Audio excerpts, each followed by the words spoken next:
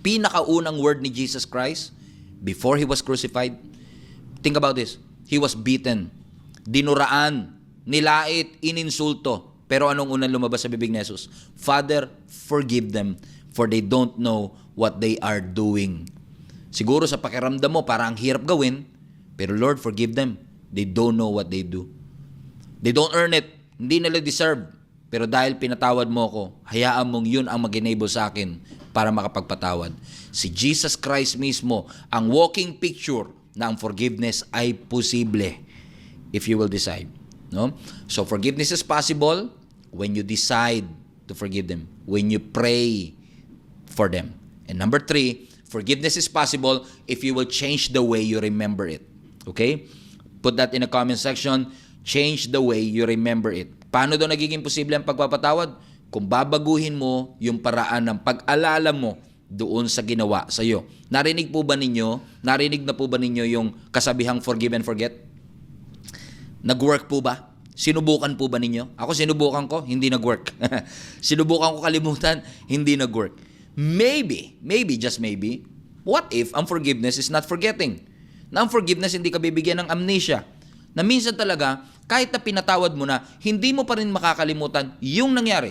Kasi kung naabuso ka, hindi mo naman yung basta-basta makakalimutan. Kung may ginawa silang hindi maganda, hindi mo yun basta-basta magkakalimutan. But every time you remember what they did to you, you can always change the way you remember it.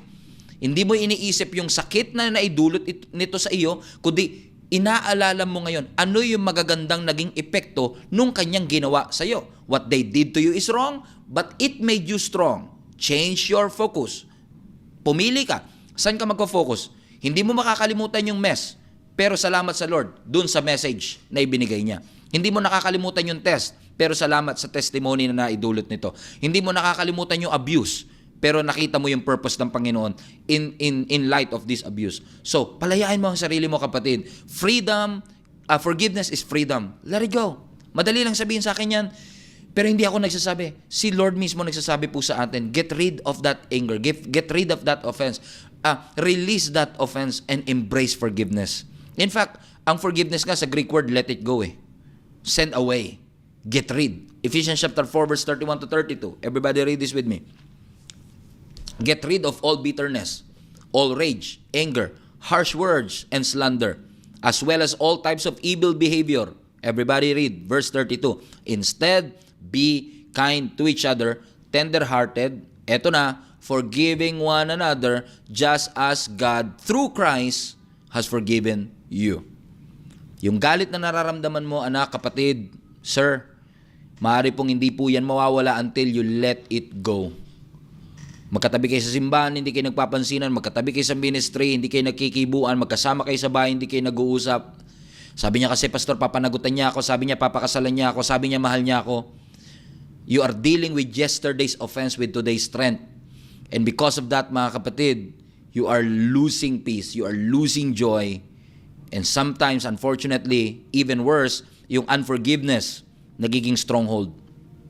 There is a word. Pansinin niyo po, sa offense, may fence. Parang bakuran. Nababakuran ka ng offense. Yung unforgiveness, nagiging gateway ng kaaway para nakawin po ang ating kaligayahan. But if you want to move on, if you want to succeed. Now, let me ask you a question. Put yes in the comment section. Do you want to move on? Do you want to succeed? Do you want to go to the next level? Yes, pastor. If you want to go to the next level, if you want to succeed, if you want to move on, you cannot have that baggage. You cannot have that weight. Amen? You need to release that. You need to let it go. You need to release the pain, unfortunately. Kasi mas gusto natin minsan hinahawakan yan. But if you want to go to the next level, you have to release the pain. You have to release the guilt. You have to release the anger, the bitterness, the frustration. And when you start to let go of that anger, yung healing dun pa lang po makakapagsimula. Pagka nakapagpatawad ka, hindi naman natin laging sinasabing tama sila. Pero ang sinasabi mo lang, gusto mong maging malaya.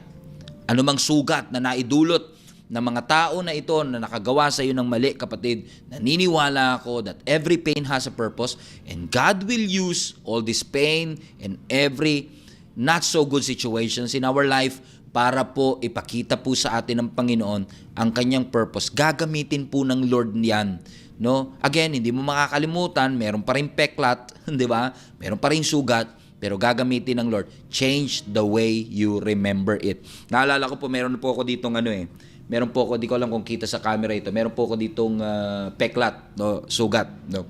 Naalala ko po ito kasi I think mga 6 years old, 7 years old po ako nito. Naglalaro po ako sa may labas at habang naglalaro, kasi uso pa ninyo naglalaro sa labas Ngayon hindi na yata masyado, no? Naglalaro po kami sa labas at habang naglalaro kami sa labas, nadapa po ako at tumama po ito sa pinaka-mudguard o tapalodo nung sidecar, no? 'Di ba mga yero po 'yun noong unang panahon. Talagang ang laki po ng sugat, ang lakas po niya magdugo.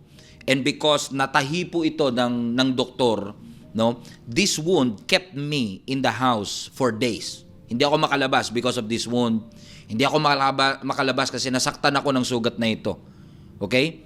Pero, kung, for example ngayon, 30 years later na, pwede ko pa rin sabihin, ba't di ka pa rin lumalabas? May sugat ako Sisisihin ko pa rin tong sugat na to na nangyari sa akin 30 years ago. I cannot blame this wound forever. I cannot blame this pain forever. I cannot blame this hurt forever. Kung ako man ay magdesisyon na hindi lumabas 30 years later, hindi na yun dahil sa sugat. Dahil na yun sa aking desisyon. Yes, this wound held me before for days sa loob ng aking bahay, but it doesn't hold me anymore. I am free now. I was wounded, but I am whole. At ngayon, meron akong peklat, pero yung peklat na yan, storya na lang. Kasi ang sugat nakakapagpahina, pero ang peklat nakakapagpalakas. Ginagamit ng Lord yung peklat na yan para maging testimony. Ginagamit ng Lord yung mga peklat, yung sakit na naidulot sa atin to bring us to the next season, to the next level of our life. So my question is this. Ako may sugat dito, pero ikaw may internal wound marahil sa iyong puso. Which area of your life are you wounded?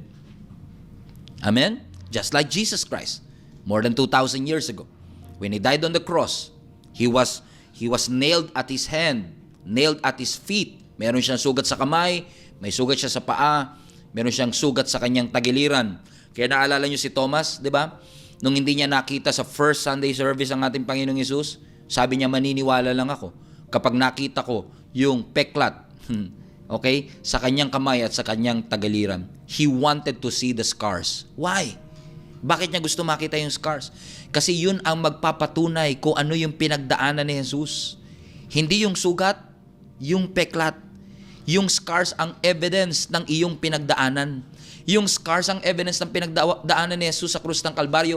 At lahat ng peklat na meron ka ngayon sa iyong buhay, yan ang ebidensya ng lahat ng pinagtagumpayan mo sa pamamagitan ng ating Panginoon. So whatever it is that wounded you, whoever it is that wounded you, yung wounds na yan, hindi gagaling. Amen? Yung wounds na yan, kung hindi gagaling, it will always keep you from your destiny. What happened in the past should not sabotage your future. Be on guard. No? Bantayan mo because naniniwala ako that still forgiveness is possible. Everybody put that in the comment section right now. Forgiveness is possible. I cannot forget it sometimes, but through God's grace, who died on the cross for my sins, through the forgiveness that I've received from Him, I know I will be able to forgive. Let us pray. Panginoon, salamat po for each and every one of us, O God, for reminding us of this wonderful truth that we can, through You, forgive what we cannot forget. I've never claimed, Panginoon, na madali po ito. Hindi ko po sinasabi na maliit o hindi masakit ang pinagdadaanan ng aking mga kapatid. However, Lord God, naniniwala po ako sa prinsipyo ng sinasabi mo sa iyong salita. At kung sinabi mong kaya namin makapagpatawad, naniniwala akong kaya namin makapagpatawad. So Lord God, dalangin ko sa lahat ng sugat, sa lahat ng sakit, sa lahat ng memorya na hanggang ngayon nagdudulot ng sakit sa puso ng bawat isa.